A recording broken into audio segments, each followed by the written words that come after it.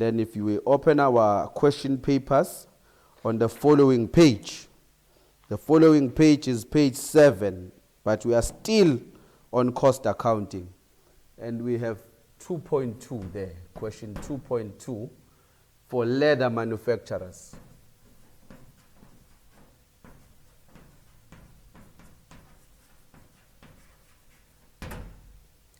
(2.2) is for leather manufacturers. Leather manufacturers. Right, which is on page 7 of the question paper. Right, leather manufacturers is owned by Telo Andrews, and they produce leather purses and leather jackets. So this business is producing leather purses and leather jackets. The financial year ends on 28 or 29 February each year. Required for the purses. Calculate the break-even point for the purses for the year ended 28 February 2021, 4 marks. So we are starting with the purses. We want to calculate 2.2.1. 2.2.1. We want to calculate the break-even point. Break-even point. And it is abbreviated BEP. The break-even point is the point at which neither profit nor loss is made. So it means if like for example, if you are in a production process, like I made earlier on, I made an example of amagwinya or fat cookies. If you are in the production process, you should be able to tell how many fat cookies must be made and sold before the business start making a profit. If you are carrying a bucket which has got 300 inside the bucket and you are going to sell, you should know exactly how many in that bucket will cover your total cost of production. So you should know that out of this 300 that I'm carrying, if I can be able to sell 160, I would have covered all my cost. So the 161 one and the 162, 163 will then be my profit. So if 160 will be the number that will be covering all your total production cost, then 160 will be regarded as the break-even point. So the break-even point is the point at which neither profit nor loss is made. So there is a formula of calculating break-even point. There is a formula of calculating break-even point. It says total fixed cost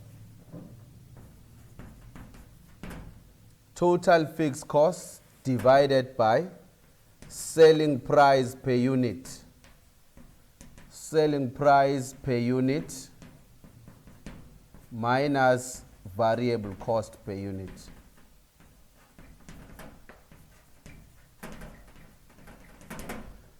Total fixed cost divided by selling price per unit minus variable cost per unit. So we are calculating this break-even point for 2021 and we are calculating it for the purses.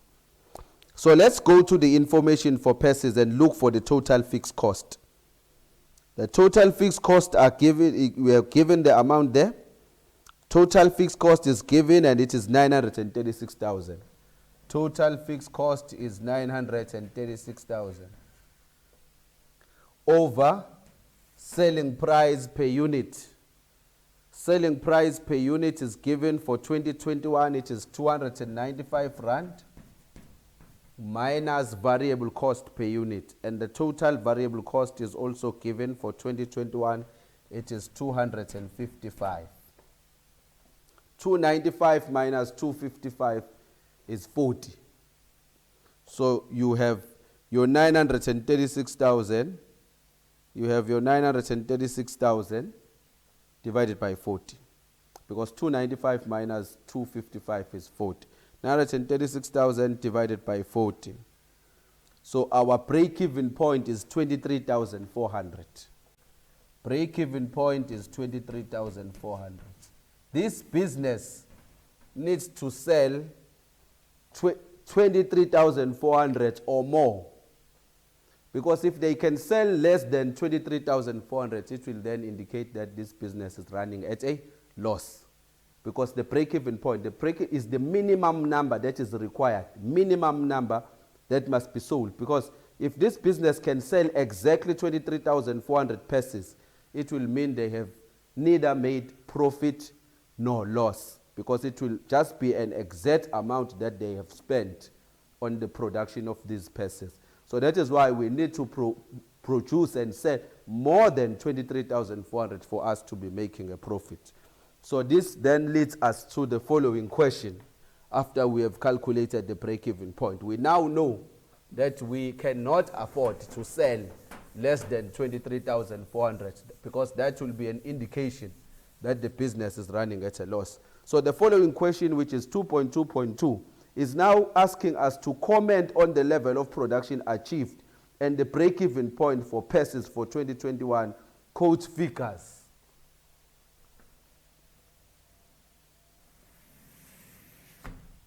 Quote figures, that is 2.2.2. We are now required to comment on the level of production achieved.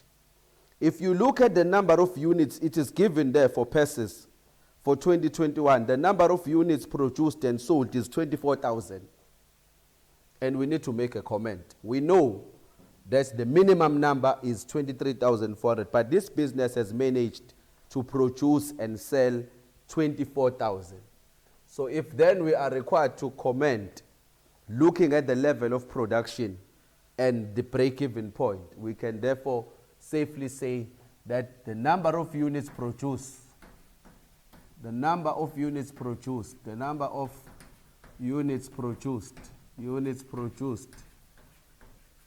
is 600 more than the break-even point. It is 600 more than the break-even point, which indicates that the business has made profit.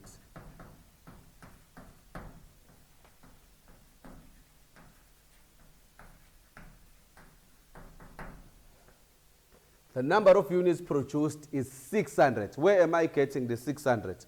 I am comparing the total number of units produced, which is 24,000. That is 24,000, the total number of units produced, and the break-even point is 23,400. So 24,000 minus 23,400 equals to 600. So we were fortunate that the number of units produced and sold is more than the break-even point by 600 units, which therefore indicates that the business has made a profit. 2.2.3, apart from inflation and wage increases, give two other possible reasons for the increase in the direct labor cost per unit for pieces. So apart from, this is 2.2.3, 2.2.3. Apart from the inflation and wage increases, give two other possible reasons for the increase in the direct labor cost per unit for pieces. If you look at the direct labor cost per unit for pieces, 2020 it was 105 per unit labor cost. And 2021 is 135. And we are asked to think, this one is just a question that requires your general reasoning, because we are asked to think of two possible reasons other than inflation or wage increases. What is it that can increase the cost when the workers' wages have not been increased, but the cost has increased here? What would be the possible reasons for that? Maybe the first one will be that there was more overtime.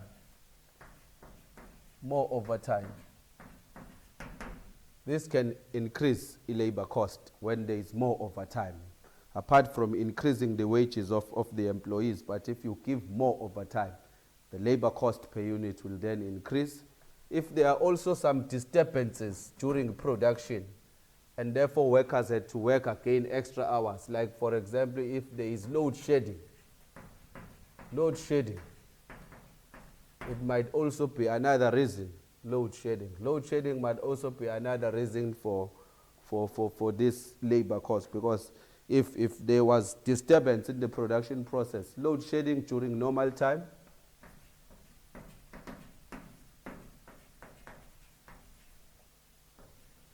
and therefore had to work extra hours. But remember, in accounting, we are not marking the language. Even if the learner has just written load shedding, we would understand as the accounting markers that what the learner means there.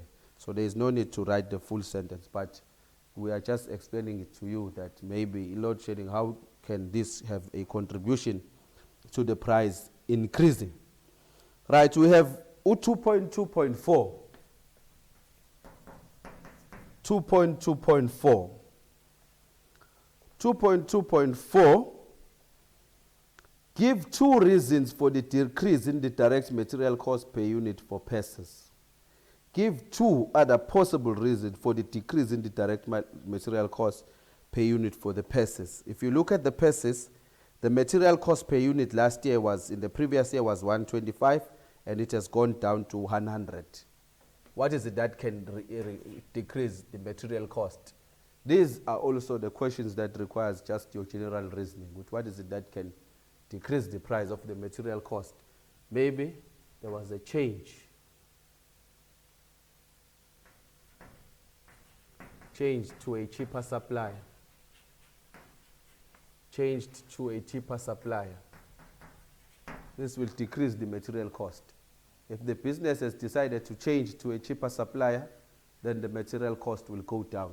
Another possible reason for the decrease in the material cost is that if there is less wastage of materials. That is why when we are in the production, you must encourage your workers to be as efficient as possible. If they are not efficient, then it is important that they need to be taken to training. We need to organize workshops for them so that you improve efficiency. So if there is less wastage of material, the cost will go down. If you can imagine in the example that I made, when you are baking cakes and people are wasting flour, they prepare it and then suddenly they discover that they added too much sugar and then they throw it away, they put another flour. So if people are wasting, then the material cost will go high. But if they are efficient, there is less wastage. That will be a result of what we see now when the material cost is now going down. We might have changed to a cheaper supplier, or there is less wastage. And then this brings us to the second, which is the last section of jackets now. The second section here in question 2, which is the last section of jackets, and we are in 2.2.5. The second section of jackets, 2.2.5. Although Tello was aware that importing leather for the jackets, would increase the direct material cost per unit, he thought that this would improve the quality of the jackets. So now Tello was considering importing leather, but he was aware that it will increase the labor cost. Explain why the direct material cost per unit for jackets would probably increase if raw materials were imported. State 2 points. If raw materials were, explain why the direct material cost per unit for jackets would probably increase if the raw materials were imported. There is a lot. Transportation cost. If you are now buying from another country, the material cost will increase because these materials will have to be transported from that country to where we are. So therefore, transport cost will also increase the material cost. The second, you have your import duties. If you are buying from other countries, there are some additional charges, additional costs, which are also added in those raw materials, and we call that import duties. They are added because you are buying from other countries. So there are import duties which are levied on those items which are purchased from other countries. So therefore, the transport cost will increase the material cost, and even the import duties will also increase the material cost. Provide figures, that is still 2.2.5.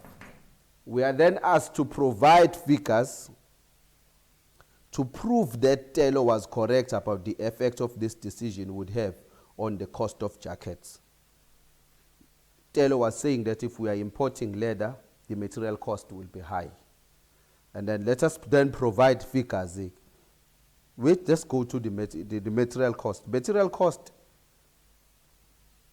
was 180 last year, and now the material cost is 360. Direct material cost per unit.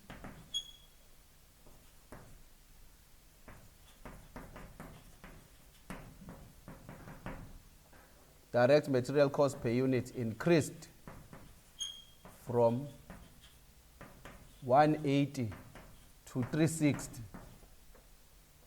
100% increase. This is 100% increase. So Taylor was correct that if this business decides to buy leather from other countries, the direct material cost will increase. So this is proved by these figures now that last year the material cost per unit was 180, and now the material cost is now 360, which is 100% increase. Right, 2.2.6. 2.2.6. Calculate the percentage increase in the selling price of jackets. The percentage increase in the selling price of jacket, right? Their jackets are now sold for 1,170. Jackets are now sold for 1,170, and then in the previous years they were sold for 780. For 780. Let's start by, before we can even calculate the percentage increase, let's calculate the increase. How much is the increase? 1,170 minus 780.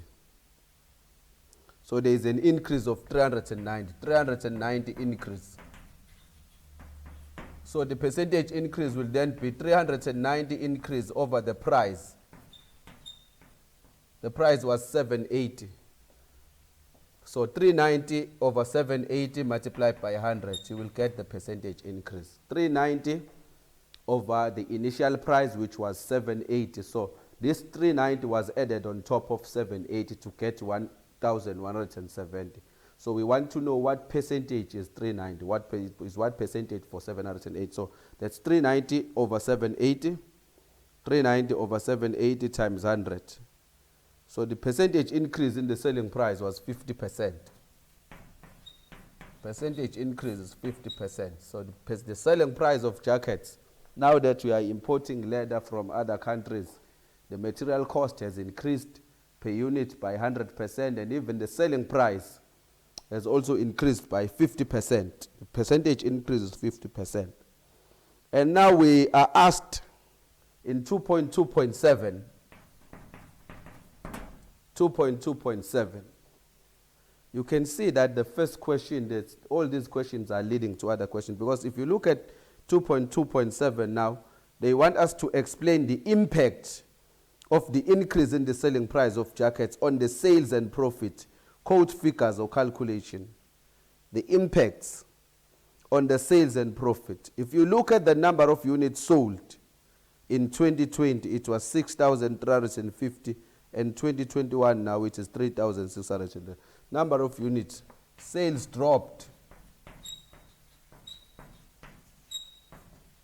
Sales dropped from 6,350 to sales dropped from 6,350 to 3,631 to 3,631.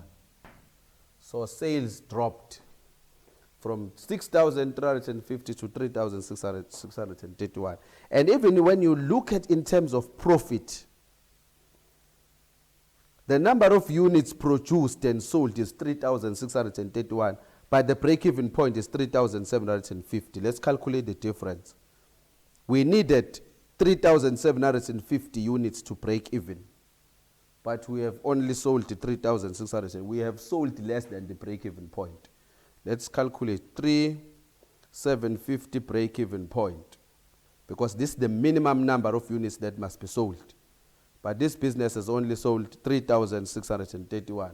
So 3,750 minus 3,631 and 31, 119.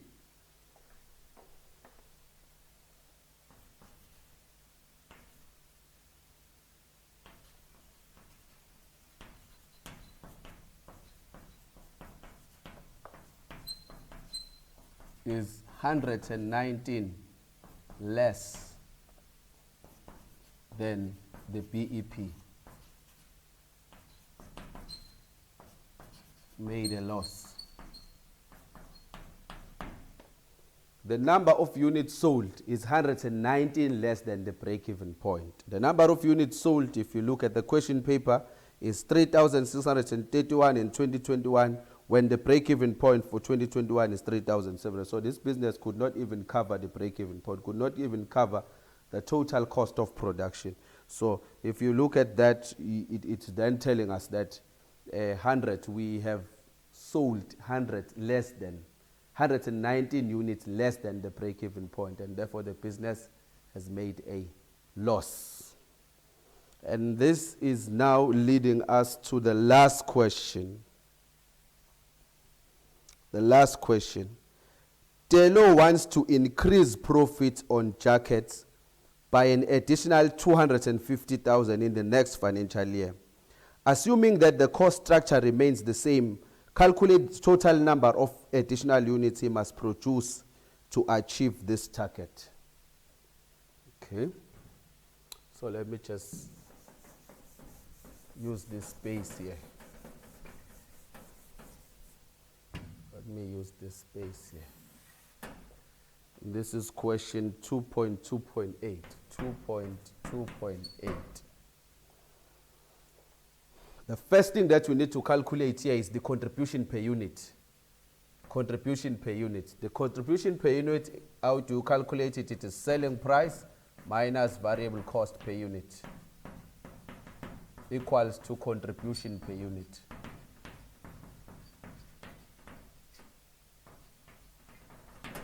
Selling price per unit minus variable cost per unit equals to contribution per unit. We want to know the contribution of each unit to our profit.